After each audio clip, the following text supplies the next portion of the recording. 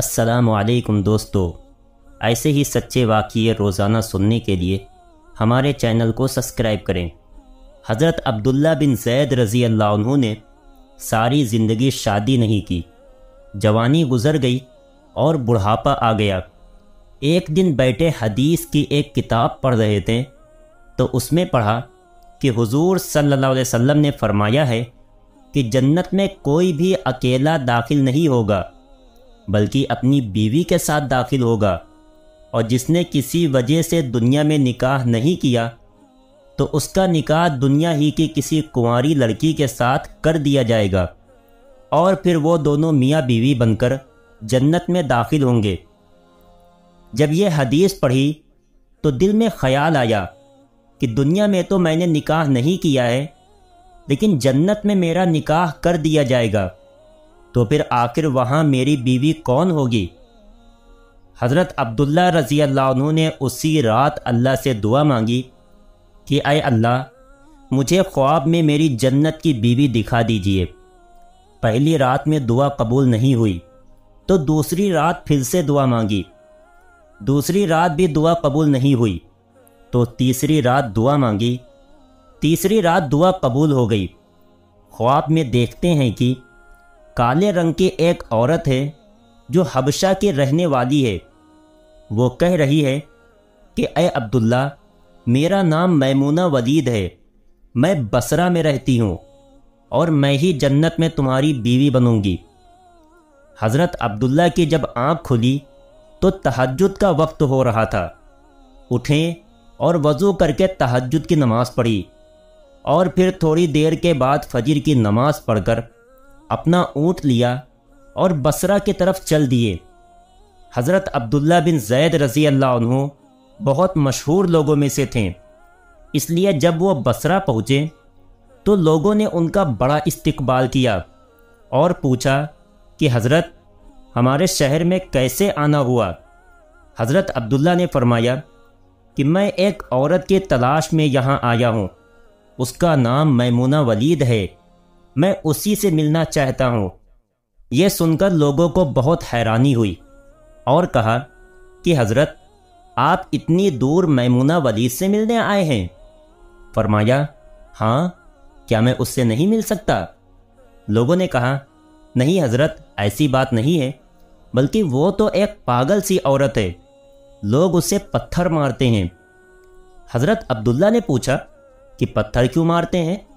لوگوں نے بتایا کہ حضرت، وہ عورت عجیب عجیب حرکتیں کرتی ہے، اگر کسی کو پریشان اور روتا دیکھے تو اس کے پاس کھڑے ہو کر ہنسنے لگتی ہے، اور اگر کسی کو ہنستا دیکھے تو اس کے پاس کھڑے ہو کر رونے لگتی ہے۔ وہ کچھ پیسے لے کر محلے والوں کی بکریاں چراتی ہے، آج بھی وہ جنگل کی طرف بکریاں چرانے گئی ہوئی ہے اور شام کو عصر کی نماز کے بعد واپس آ جائے گی، آپ تب تک آرام فرمائیے۔ حضرت عبداللہ نے کہا مجھے ابھی اسی وقت اس سے ملنا ہے، آپ لوگ مجھے جنگل کا راستہ بتا دیجئے۔ لوگوں نے کہا حضرت، آپ جنگل کی طرف نہ جائیں، کیونکہ وہ بہت خطرناک جنگل ہے، وہاں شیر چیتے رہتے ہیں۔ لیکن حضرت عبداللہ نے کہا کہ تم لوگ مجھے صرف راستہ بتا دو، مجھے ابھی ہی میمونہ سے ملنا ہے۔ راستہ معلوم کر کے حضرت عبداللہ جنگل کی طرف چل دیے۔ حضرت عبداللہ فرماتے ہیں کہ حقیقت میں یہ جنگل بہت خوفناک تھا، قدم قدم پر خونخوار جانور ملتے تھے۔ میں تو حیران تھا کہ اس عورت کی بکریوں کو ان جانوروں نے ابھی تک کھایا کیوں نہیں۔ اس جنگل میں اتنے بہت سے خونخوار جانور ہیں کہ اگر وہ سب مل کر ایک ساتھ اس عورت کی بکریوں پر حملہ کر دیں تو وہ بیچاری اکیلی عورت اس گھنے جنگل میں کیا کر پائے گی۔ حضرت عبداللہ فرماتے ہیں کہ جب میں اس جگہ پہنچا جہاں میمونہ ولید موجود تھی تو اس جگہ کا منظر دیکھ کر اور زیادہ حیران رہ گیا، کیونکہ میمونہ کی بکریوں کو کوئی اور چرا رہا تھا۔ میمونہ خود بکریاں نہیں چرا رہی تھی، بلکہ وہ تو اس خوفناک جنگل میں مصلی بچھا کر نمازیں پڑھ رہی تھی۔ میں یہ منظر دیکھ کر حیران رہ گیا کہ آخر ان بکریوں کو پھر کون چرا رہا ہے، کیونکہ بکریاں کبھی ایک جگہ پر نہیں رکتی، وہ کبھی ادھر بھاگتی ہیں اور کبھی ادھر بھاگتی ہیں۔ حضرت عبداللہ فرماتے ہیں کہ میں نے دیکھا کہ حضرت میمونہ تو نماز پڑھ رہی ہیں اور وہاں موجود کچھ شیر چیتے ان کی بکریوں کو چرا رہے ہیں اور ان بکریوں کو ادھر ادھر بھاگنے نہیں دیتے ہیں۔ یہ منظر دیکھ کر میں تو حیران رہ گیا کہ آخر شیر چیتے اور بکریوں میں دوستی کیسے ہو گئی۔ شیر چیتے تو بکریوں کو دیکھتے ہی چیر پھاڑ کر کھا جاتے ہیں، لیکن آج یہاں کا منظر تو بالکل الگ تھا۔ اتنی دیر میں حضرت میمونہ نے نماز سے سلام پھیرا اور میری طرف دیکھتے ہوئے کہا، اے عبداللہ، ہمارا وعدہ تو جنت میں ملنے کا تھا، تم یہاں دنیا میں مجھ سے کیسے ملنے آ گئے؟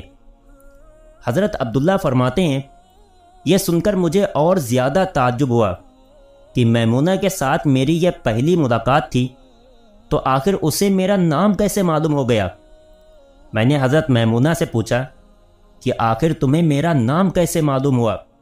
تو انہوں نے فرمایا، اے عبداللہ، جس رب نے تمہیں رات میں میرے بارے میں بتایا تھا، اسی رب نے مجھے بھی رات میں تمہارے بارے میں بتایا ہے کہ تم جنت میں میرے شوہر بنو گے۔